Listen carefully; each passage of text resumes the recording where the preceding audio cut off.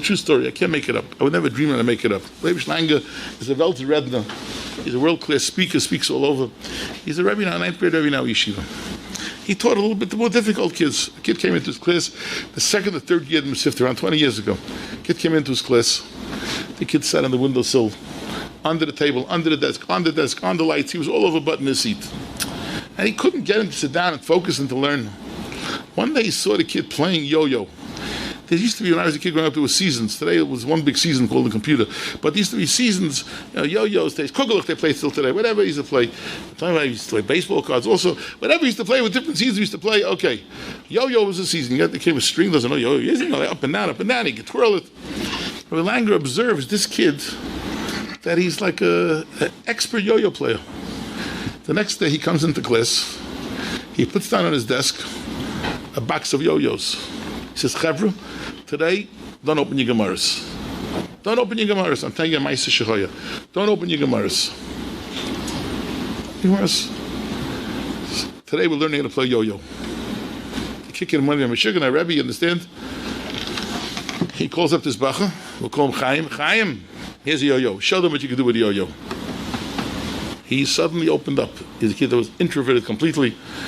And of course, within an hour, the whole class is throwing around their yo-yos, they're playing yo-yos, etc., etc., etc. There's a Rosh Chabura today in Lakewood, this young man. He's a Rosh, I'm not making it up, he's a Rosh Chabura in Lakewood. 70, 80 guys come to hear his Chaburas. He's a Mitsuya Nifler. Ashar Eli in the mirror said about him, he was the only Bacha that ever did so well on his, he learned the Ksubas, I think, 16 times, and took Rav Ashar Eli's Bechina, which he doesn't even allow the Bacham to take.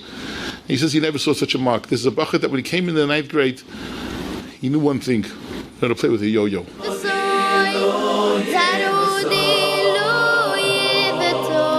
Alta from Kelm once explained, wonderful question, how on earth did Yosef ever manage to resist Aisha's Potiphar, the wife of Potiphar? How did he ever manage to resist her enticement?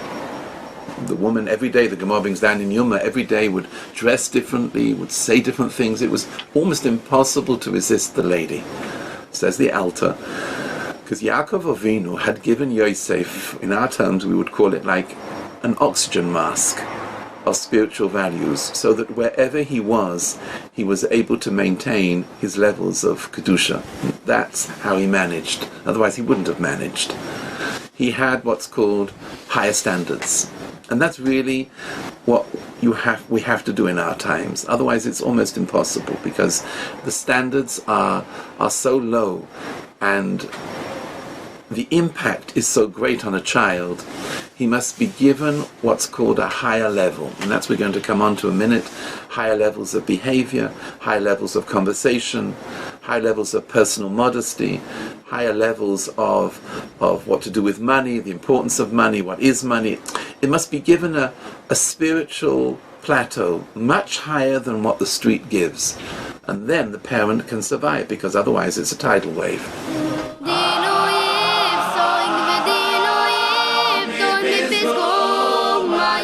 We've got to make our home a place that's safe. We've got to make our home a place that is fun, that is enjoyable, that is Toradic, that my son and my daughter, my married child and my anical, my 11-year-old and my 4-year-old, they feel comfortable, they feel safe, they feel it's geschmack, they feel it's enjoyable, they feel it's Toradic. That goes a long way to removing and managing anxiety and fears and worries and depressions. And the longer that I have the schus to be in the Rabbanis, I see it is close to the game changer. We've got to make our home a place where the proper values are just bouncing off the walls. I want my children to feel it's a safe, enjoyable, comfortable, geschmack, Toradic environment. As critical as you think that point is, times it by who knows how much. Because they're watching. And so before I go to the final point, I'll just emphasize this with a story the way I heard it many times. About 100 years ago, there was a 7-year-old boy. He comes home one day on a Tuesday, and he tells his mother in the afternoon, "Ma, I finished part of Mishnayos." She stops and looks at him and says, "You what?" "I finished the chelik of Mishnayos." "What?" "You wait here." She runs to her room and puts on her big day Shabbos. The husband puts on his big day Shabbos. She sets the table Yom Tifte, like a Suda Shleima HaMelech B'Shaitai. They put the 7-year-old on their shoulders, and they're dancing and dancing. Mo Ahafti Sayrasecha Kol Hayom Hisichosi. The 7-year-old had a brilliant mind. That was at the time of the Enlightenment that wanted those genius children. But seeing and feeling and sensing and knowing and touching the home of his parents and what they valued, he knew there was only one thing for him, a life of Torah. The world is grateful to his mother, for that 7-year-old's name was Yitzchak Hutner, who went on to become one of our Gedolei Yisrael and the Rosh Hashiva of Chaim Berlin. Thank you to Mrs. Hutner. What would have been if it would have ended differently? He comes home. Forgive me if it's a bit dramatic. And he puts down his Mishnayos, and the mother would say, "Don't put it down over there. Last time you put it down over there, it knocked over the chocolate milk. I Windex for 20 minutes. Put it somewhere else. You finish something, you'll tell me tonight. After the carpool, I'm going to finish the bath. I'll do the Hamal Chagoyel. We'll read the book. I'll fall asleep in the book. Then you'll tell me about the Mishnayos thing."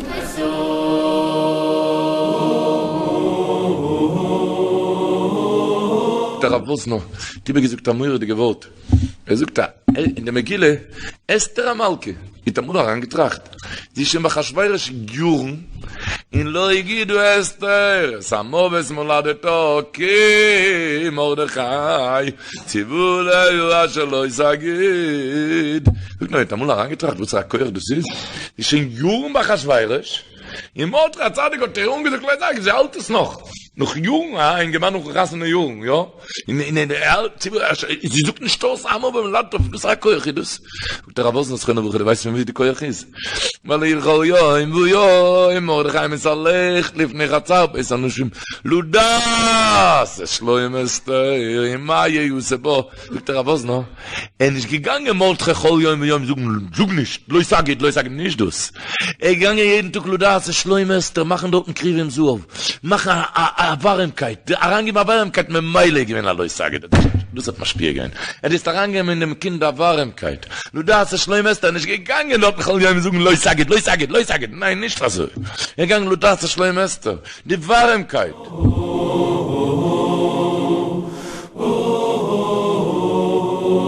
Look at a Jewish child, you have to see the way he or she stands in the primordial thought of Hashem. What's Pshat?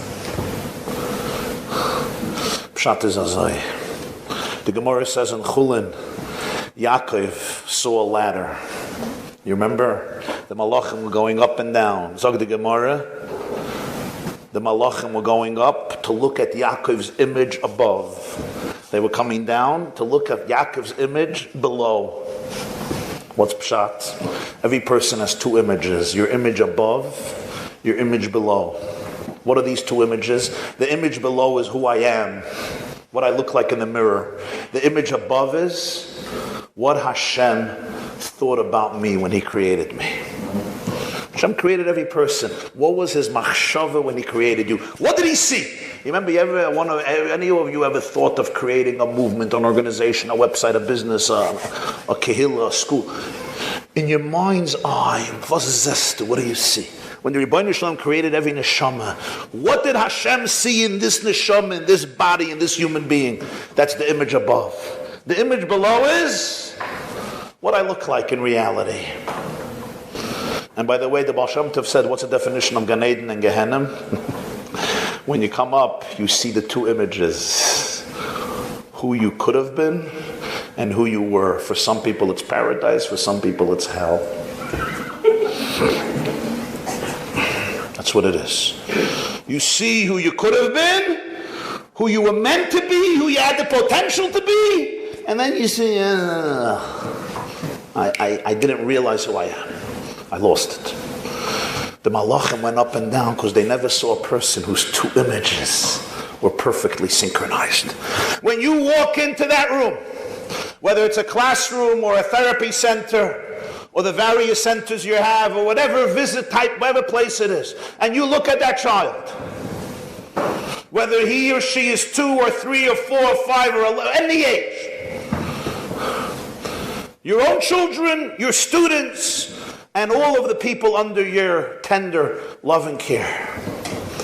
What you do every day is you don't only look at their image below, you look at their image above.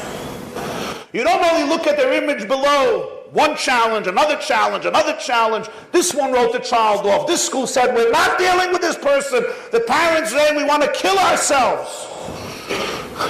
That's the image below.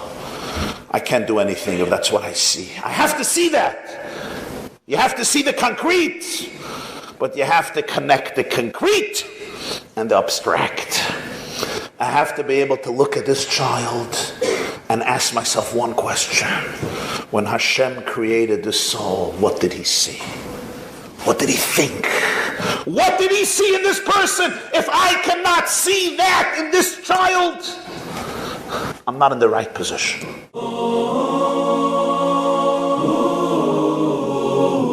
When I was in yeshiva, I had a guy who was, we were about, we're a year after high school. The guy's about 18, 19. He used to come to Shir, and he never, when we would go to Shir, he never opened his Gemara. He sat in Shir and he listened, and he never listened. He participated, but he never opened it. He didn't even have a Gemara. He just sat there and he listened. And after a while, I asked the Rebbe, what's his deal? Guy's sitting there without a Gemara. What's going on here? So he said he was raised in Europe somewhere. His father, at 5 years old, when all the other kids were outside playing, his father made him sit down and learn Gemara. He said he developed such a loathing to Gemara that to this day he can't look at the inside of a Gemara. It was a miracle. Rebbe told me it's a miracle that he's still Shomer Shabbos. He's living in yeshiva. He couldn't look at a Gemara. He had such a negative connection to the Gemara, he couldn't even look at it. So a parent has to know that the trick, how much to give in, how much not to give, is a very, very tricky thing. But a parent has to know, in our day and age where kids have such access to running out, the control that parents have today is far less than the control that parents had when we were growing up. That's why it's become very tricky to turn and know exactly how rigid are you going to be. It's a very, very tricky thing. There are no rules here. You just have to know that as a rule, Rabbi Feinstein says, go easy on them and maintain the connection. You want that the kids, people ask me, how do I control my children? The answer is that once the kids become teenagers, you can't control them. A teenager who says to you, I won't, there's nothing you can do. You can't hit them, and you can't force them. Had a mother called me up the other day about her teenage son who stole her jewelry, stole her credit, used her credit card. How do you control him? That was already a clinical issue. She had to go speak to a professional. But a child, you say, go to yeshiva, get that. And the kid says, no, I'm not going to. We are helpless as parents. There's only one thing we could do. We could hope that the bond that I've created with my children is such a strong bond, they want to please us as parents. We want that the bond should be so firm that they should feel the love from the parents is so strong that we are so connected that they don't want to upset us. Of course they're going to, and of course they're going to do things they don't want. Somebody once said to me, what do you do about kids smoking? If your teenage son is smoking, what do you do? So I said to her, look, does your son think you want him to smoke? No. Does he know you don't want him to smoke? Yes. So, what is it going to help to tell him don't smoke? He knows you don't want him to smoke. If he smokes, he's going to do it anyway. If he smokes, you're going to say don't smoke. Say, won't smoke in the house. You think he's not going to smoke outside the house?